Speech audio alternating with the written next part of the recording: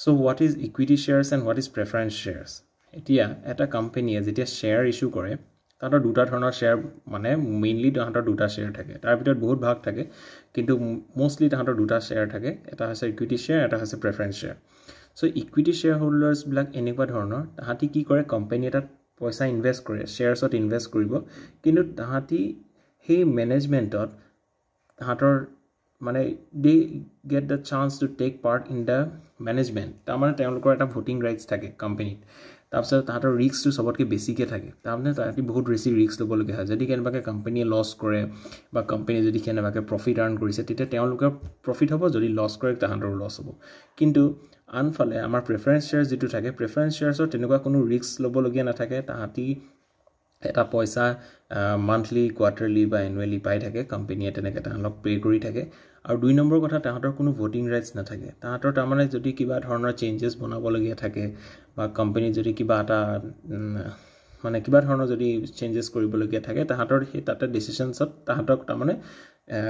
যোগ কৰিবলৈ দিয়া নহয় তাৰমানে they don't have any powers to take part in a management তাৰমানে তেওঁলোকে আৰু ইকুইটি শ্বেয়াৰ হোল্ডাৰ্ছবিলাকৰ এটা পাৱাৰ থাকে যে তাহাঁতৰ নিজৰ অপিনিয়নছবোৰ দিব পাৰে বা তাহাঁতৰ যিটো জেনেৰেল মানে যিটো মন্তব্য তাহাঁতি সেইটো কথা ক'ব পাৰে মেনেজমেণ্টৰ আগত because they are the owners but preference share হোল্ডাৰ্ছে সেইটো কৰিব নোৱাৰে কিন্তু preference share holders are very safe আৰু সিকিউৰ তেওঁলোকক এটা মানে তাহাঁতক যিটো ডিভিডেন্স দিয়া হয় সেইটো কোম্পানীয়ে দি থাকে আৰু কোম্পানীটো যদি কেনেবাকৈ ওয়াইণ্ড আপো হৈ যাবলৈ হয় বন্ধও হৈ যাবলৈ হয় তেতিয়া তাহাঁতক প্ৰথম প্ৰেফাৰেন্স দিয়ে যাতে পইচা পাতিখিনি তাহাঁতক ক্লিয়াৰ কৰি দিয়ে কিন্তু ইকুইটি শ্বেয়াৰ হোল্ডাৰ্ছবোৰ এনেকুৱা থাকে